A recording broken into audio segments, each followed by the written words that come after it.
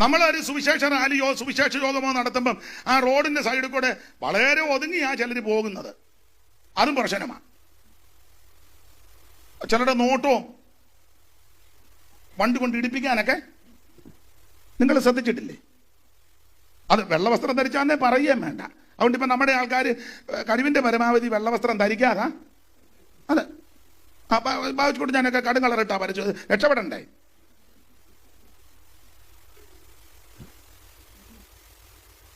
നമ്മൾ ചെയ്ത പ്രശ്നമാണ്. അതേസമയം നിങ്ങൾ ചില സ്ഥലത്ത് ചെന്ന് റോഡിന്റെ നടുക്ക വിളക്ക് കത്തിച്ച് വെച്ചേക്കുന്നത്,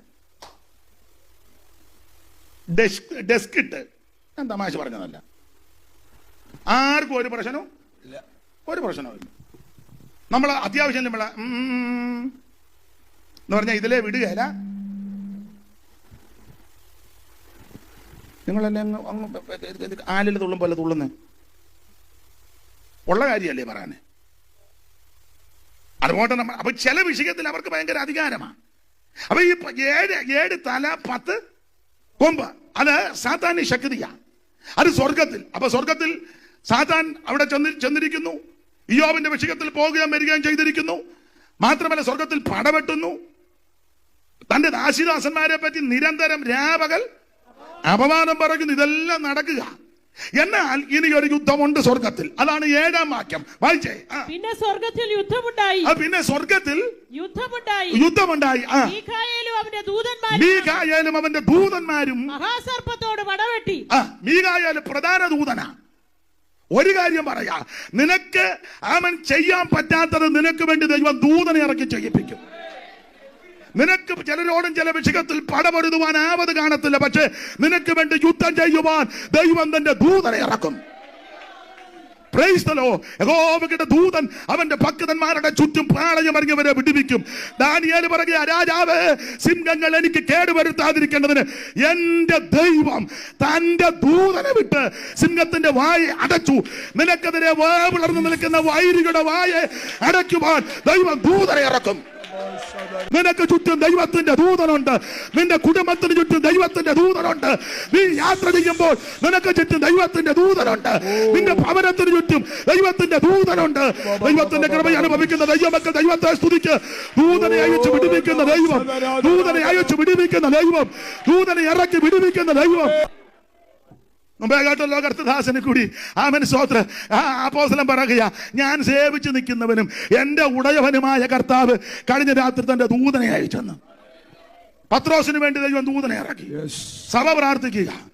ദൂതൻ വന്ന് പത്രോസിന്റെ വിലാപ്പുറത്ത് തട്ടി. അതെന്നാന്ന് ചോദിച്ചാൽ ഈ ചില മർമ്മസ്ഥാനത്ത് അടിച്ചാലേ ചിലർ എഴുന്നേക്കുള്ളൂ. അല്ല, ചുമ്മാ വന്ന് പീറ്ററെ എഴുന്നേക്കാൻ പറഞ്ഞ വിലാപ്പുറത്തടിച്ച് ഇവിടെ മർമ്മസ്ഥാനം ഉണ്ടെന്നാ. ഈ ശരീരത്തിലൊക്കെ തൊടുമർമ്മങ്ങൾ ഉണ്ടെന്നാ. തൊടുമർമ്മം അത് പഠിച്ചവർക്കറിയാം.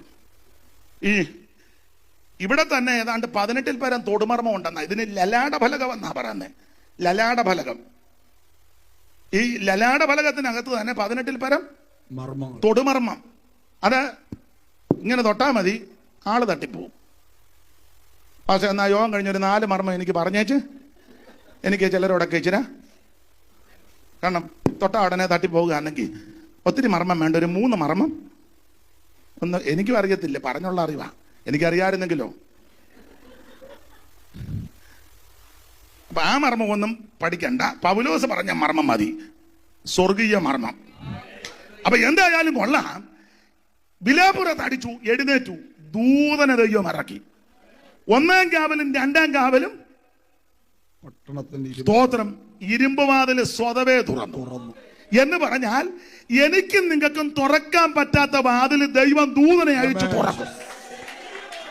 ഇന്ന് പകൽ ചില വിഷയത്തിൽ മനോഭാരത്തോടെ വന്നവരുണ്ട്. ഈ വിഷയത്തിന് എങ്ങനെ പരിഹാരം ഉണ്ടാകും, എങ്ങനെ മറുപടി ഉണ്ടാകും, ഈ വിഷയത്തിന് നീക്കുപോക്ക് ഉണ്ടാകുമോ എന്ന് അവൻ ചിന്തിച്ചും മനോവേദനയോട് ഇരിക്കുന്ന ചിലർ ഇതിനകത്തുണ്ട്. നിന്നോട് ദൈവം വചനത്തെ കൊണ്ട് ദൂര് പറയുക, നിനക്ക് തുറക്കാൻ പറ്റാത്തതിന് ദൈവം തുറക്കും. നിനക്ക് അസാധ്യമാണതിനെ ദൈവം സാധ്യമാക്കും. നീ ഭാരപ്പെടുന്ന വിഷയത്തിൽ ദൈവം അത്ഭുതം ചെയ്യും. നിന്നെ കൊണ്ട് കഴിയാത്തത് ദൈവം നിനക്ക് വേണ്ടി ചെയ്യും. ദൈവത്തിന് മഹത്വം, ദൈവത്തിന് മഹത്വം, ദൈവത്തിന് മഹത്വം, ദൈവത്തിന് മഹത്വം, ദൈവത്തിന് മഹത്വം, ദൈവത്തിന് മഹത്വം, ദൈവത്തിന് മഹത്വം, ദൈവത്തിന് മഹത്വം, ദൈവത്തിന് മഹത്വം, ദൈവത്തിന് മഹത്വം, ദൈവത്തിന് മഹത്വം, ദൈവത്തിന് മഹത്വം, ദൈവത്തിന് മഹത്വം. വഴികൾ തുറക്കട്ടെ. ആര് മടക്കാതെ വണ്ണം തുറക്കുകയും ആര് തുറക്കാതെ വണ്ണം അടച്ചുകയും ദാവീദിന്റെ താക്കോൽ തോളിലുള്ള യേശു ക്രിസ്തുവിന്റെ നാമത്തിൽ പുത്തൻ വഴികൾ തുറക്കട്ടെ. ദൈവം വഴി ഒരുക്കി തരട്ടെ. തന്റെ പ്രധാന ദൂതനാകുന്ന മീഖായേൽ, തന്റെ പ്രധാന ദൂതനാകുന്ന മീഖായേൽ കാഹളങ്ങളൂതിടുമ്പോൾ ഭൂതലം വീറയ്ക്കുമേ. കാഹളങ്ങളൂതിടും ഭൂതലം വീറയ്ക്കുമേ. അതേ സമയത്ത് ഭയപ്പെടുന്നു. ആ 11-ാമത്തെ വാക്യത്തിൽ കൊടുത്തിരിക്കുന്നത് അവൻ നമുക്ക് ജയമുണ്ടെന്ന്. Praise the Lord. അവിടെ നമുക്ക് ജയമുണ്ട്. എങ്ങനാ ജയം? ഒരു ദൈവ പൈതൽ അവൻ ജയാളിയായിട്ട് മുൻപോട്ട് പോകണം. പരാജയത്തിന്റെ വാക്ക് പറയരുത്, നിരാശയുടെ പദം പറയരുത്, അവൻ പണ്ടപ്പരപ്പ് പറയരുത്. നമ്മുടെ വായിന്ന് ജയത്തിന്റെ പാട്ടുയരണം. സ്തോത്രം സ്തോത്രം സ്തോത്രം സ്തോത്രം സ്തോത്രം. പരാജയത്തിന് ഒന്നും വാചകം വായിന്ന് വരരുത്. നാവിന്മേലാ ജീവനും മരണവും. അത് ഇഷ്ടപ്പെടുന്നവൻ അവന്റെ ഫലം അങ്ങനെ എഴുതിയേക്കുന്നത്. അത് ഇഷ്ടപ്പെടുന്നവൻ, നീ ജീവനെ ഇഷ്ടപ്പെടുന്നെങ്കിൽ ഫലം അനുഭവിക്കും. സ്തോത്രം. നീ നന്മ ഇഷ്ടപ്പെടുന്നെങ്കിൽ അത് അനുഭവിക്കും. നീ വിടുതൽ പ്രതീക്ഷിക്കുന്നെങ്കിൽ അത് അനുഭവിക്കും. നീ നീക്കുപോക്ക് പ്രതീക്ഷിക്കുന്നെങ്കിൽ അനുഭവിക്കും. ഉദ്ധാരണം ആഗ്രഹിക്കുന്നെങ്കിൽ അനുഭവിക്കും. വായിലാണ് ജീവനും അവൻ മരണവും നാവിന്മേലാ. അതുകൊണ്ട് വിശ്വാസത്തിന്റെ വാക്കേ ദൈവമക്കൾ പറയാവൂ. സ്തോത്രം സ്തോത്രം സ്തോത്രം സ്തോത്രം. നിരാശയുടെ പരാജയത്തിന്റെ പദം വായിന്ന് വരരുത്. നമുക്ക് ജയമുണ്ട്. കാരണം നമ്മൾ ജയിച്ചവന്റെ കൂടാ നിൽക്കുന്നത്. ആരാ ജയിച്ചവൻ? യേശു ക്രിസ്തു. എന്തിനു ജയിച്ചു? എല്ലാത്തിനെയും ജയിച്ചു. Praise the Lord. അതുകൊണ്ടാണല്ലോ നമുക്ക് ജയമുണ്ടാകുന്നത്. നിങ്ങൾക്ക് അറിവുള്ള വാക്യമാ കൊരിന്ത്യർക്ക് എഴുതിയ 1-ാം ലേഖനം 15-ാം അധ്യായത്തിന്റെ 57-ാമത്തെ തിരുവെടുത്ത് നിങ്ങൾക്കെല്ലാം മനപ്പാഠമായി. എന്നാലും ഉറക്കെ ഒന്ന് വായിച്ചോ. 15:57 കൊരിന്ത്യർക്ക് എഴുതിയ 1-ാം ലേഖനം 15:57 വായിക്കേ. നമ്മുടെ കർത്താവായ യേശുക്രിസ്തു മുഖാന്തരം, നമ്മുടെ കർത്താവാകുന്ന യേശുക്രിസ്തു മുഖാന്തരം നമുക്ക് ജയം തരുന്ന ദൈവത്തിന് സ്തോത്രം. ഒരു ദൈവപൈതലിന് ജയമുണ്ടാകുന്നത് യേശുക്രിസ്തു മുഖാന്തരമാണ്. IPC മുഖാന്തരമല്ല, ചർച്ച് ഓഫ് ഗോഡ് മുഖാന്തരമല്ല, അസംബ്ലീസ് ഓഫ് ഗോഡ് മുഖാന്തരമല്ല, ഷാരോ മുഖാന്തരമല്ല, TPM മുഖാന്തരമല്ല, ഒരു സംഘടന മുഖാന്തരവുമല്ല, അവൻ പണം മുഖാന്തരമല്ല, പൊളിറ്റിക്കൽ ബലം മുഖാന്തരമല്ല, കുടുംബസേട്ടത കൊണ്ടല്ല, മറ്റൊന്നുമല്ല, കായബലം കൊണ്ടല്ല. നമുക്ക് ജയമുള്ളത് യേശുക്രിസ്തു മുഖാന്തരം. ജയാളിയായ ഒരുവൻ യേശുക്രിസ്തു. മരണത്തെ ജയിച്ചവൻ, പാപത്തെ ജയിച്ചവൻ, ലോകത്തെ ജയിച്ചവൻ, ശാപത്തെ ജയിച്ചവൻ, രോഗത്തെ ജയിച്ചവൻ, ജയാളിയാകുന്ന യേശു. എങ്ങനെയാ നമുക്ക് ജയം? ഒന്ന്, യേശുക്രിസ്തു മുഖാന്തരം. പിന്നെ 11-ാമത്തെ വാക്യത്തിൽ 2 വിഷയത്തിൽ ഇന്നലെ സൂചിപ്പിച്ചു. ഒന്ന്, രക്തത്താൽ ജയം. യേശുവിന്റെ പരിശുദ്ധ രക്തത്താൽ. കാരണം അത് പരിശുദ്ധ രക്തമാണ്. നമ്മുടെ രക്തം പരിശുദ്ധമല്ല. അതുകൊണ്ട് ഒരു ഗ്രൂപ്പിലുള്ളത് മറ്റൊരു ഗ്രൂപ്പിനോട് ചേരാത്ത. ഭാര്യയോട് ഭയങ്കര തൃപ്തിയാ. എന്നാ ഒരു 4 കുപ്പി അങ്ങ് എടുത്തോന്ന് പറഞ്ഞാ ഡോക്ടർമാര് സമ്മതിക്കത്തില്ല. ഷാജിയാനോട് ഭയങ്കര മമതയാ. എന്നാ ഒരു 7 കുപ്പി അങ്ങ് ഊറ്റിക്കോന്ന് പറഞ്ഞാ ഡോക്ടർമാർ പറയും ഊറ്റ പരിശോധിച്ചേച്ചു ഇത് തമ്മിൽ പൊരുത്തപ്പെടുവോന്ന്. പണ്ടൊരാൾ പറഞ്ഞ പോലെ സ്നേഹക്കെ സ്നേഹ ബട്ട് കപ്പക്കെടേനോ. പിള്ളേര് കപ്പക്കടയിൽ കൂടെ കപ്പയിട്ട് കിളിച്ച് വരിക. അപ്പം കിളിച്ചങ്ങോട്ട് വരുന്നേ ഉള്ളു. അപ്പം പിള്ളേർ ഓടിയപ്പം അയലത്തേക്ക് പിള്ളേരാ ഓടുന്നത്. ഇവർ തമ്മിൽ വലിയ സ്നേഹമാ, അപ്പുറത്തുകാരനും ഇപ്പുറത്തുകാരനും. അതിന് പുള്ളി പറഞ്ഞതാ, ചാക്കോച്ച സ്നേഹക്കെ സ്നേഹ ബട്ട് കപ്പക്കെടേനോ. മനസ്സിലായോ? എന്ന് പറഞ്ഞ സ്നേഹക്കെ സ്നേഹ, പക്ഷെ ഗ്രൂപ്പ് പൊരുത്തപ്പെട്ടില്ലെങ്കിൽ പുള്ളിക്കാരി അത്ത് പോകും. അങ്ങനെ കൊടുത്താ ഇങ്ങോട്ട് തന്നാലും അങ്ങനെ, ഞാനാന്നാലും അങ്ങനെ. എന്നാൽ അതിന് കാരണം നമ്മുടെ എല്ലാം രക്തത്തിൽ പാപമുള്ള രക്തമാണ്.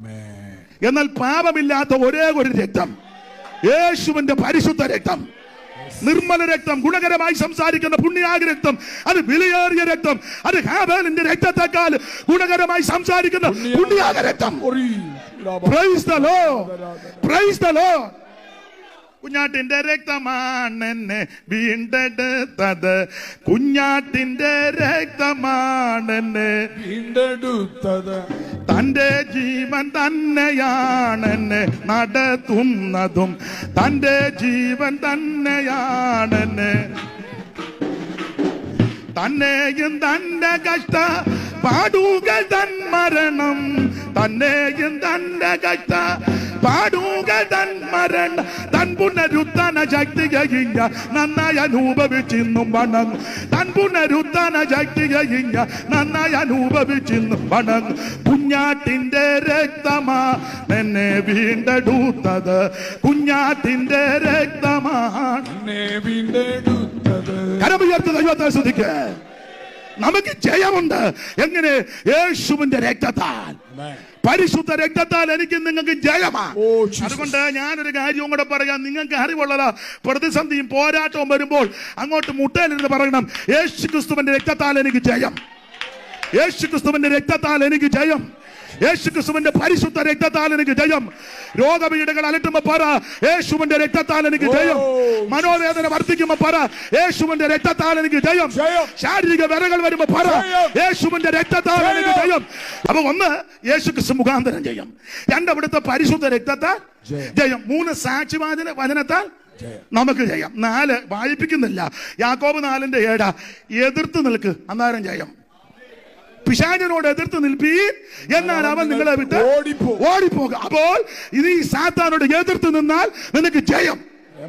അവനെ കണ്ട് നീ ഓടാനല്ല, നിന്നെ കണ്ട് അവൻ ഓടണം. അവൻ നിന്നെ കണ്ട് ഓടണമെങ്കിൽ അവൻ സർവായുധവർഗം ധരിക്കണം. ചുമ്മാ കയറി ആട്ടുകയും ചീറ്റുകയും ചെയ്ത മുമ്പേ കേൾപ്പിച്ചല്ലോ, സ്കേവായുടെ പിള്ളേരുടെ ദേഹത്ത് ആടിക്കേറിയ പോലെ അവസാനം മുറിവേറ്റവരായിട്ട് ഓടി. അതല്ല വിഷയം, ഉടുതുണിയില്ലാതാ ഓടിയത്. മുറിവേറ്റത് പിന്നെ നമുക്ക് എന്തെങ്കിലും സഹിക്കാം. ഞങ്ങളുടെ ഒരു കൊച്ചമ്മ കൊണ്ട് പറഞ്ഞ പോലെ തുണിയും മണിയൊന്നുമില്ല, അവൻ ഓടിയടാന്ന്. ആയിക്കോട്ടെ, പ്രൈസ് ദി ലോർഡ്. അങ്ങനെയാ പോയത്. നമുക്ക് ജയമുണ്ട്. എതിർത്ത് നിന്നാൽ ജയം. എതിർത്ത് നിൽക്കണമെങ്കിൽ സർവായുധവർഗം ധരിക്കണം. Praise the, വിവരിക്കുന്നില്ല.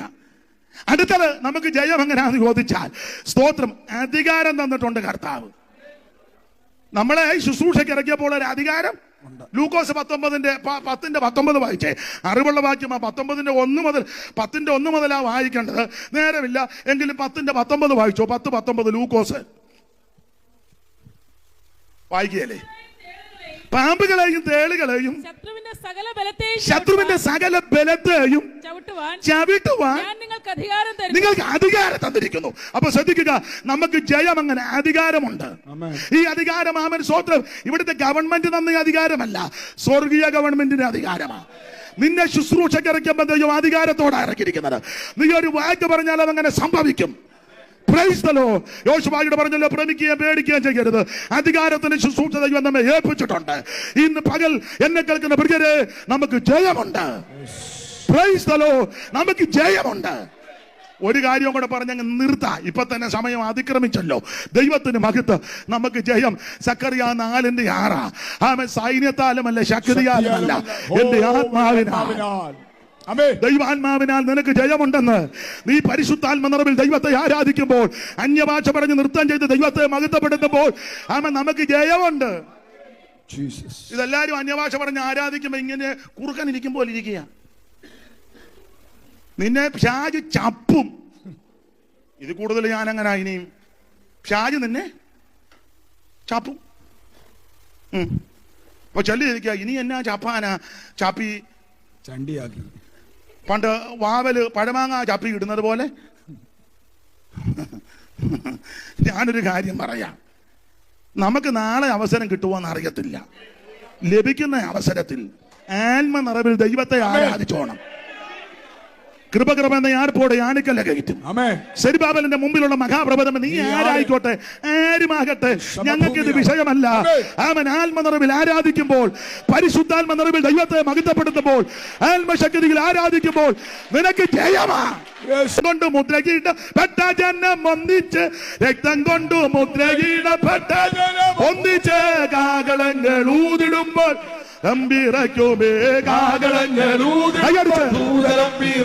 ഓ ജയം ജയം ഹല്ലേലൂയ, ജയം ജയം എപ്പോഴും ജയം ജയം ഹല്ലേലൂയ, ജയം ജയം യേശുനാഥ നാമത്തിനു ജയം ജയം എപ്പോഴും. ഓ യേശുനാഥ നാമത്തിനു ജയം ജയം എപ്പോഴും. ഓ വാദ്യാഘോഷങ്ങളോടുന്ന ജയത്തിന്റെ പാട്ടുകൾ, വാദ്യാഘോഷങ്ങളോടെ നാം ജയത്തിന്റെ പാട്ട്. ഓ ആഘോഷമായി പാടിടുക ശുദ്ധി ശുദ്ധിമാൻ സഭയിൽ ആഘോഷമായി ഓ ശുദ്ധിമാന്മാർ ഓ ജയം ജയം ഹല്ലേലൂയ ജയം ജയം എപ്പോഴോ ജയം ജയം ഹല്ലേലൂയ ജയം ജയം ഓ യേശുനാഥ നാമത്തിന് ജയം ജയം എപ്പോഴും എന്റെ യേശുനാഥ നാമത്തിനു ജയം ജയം എപ്പോഴും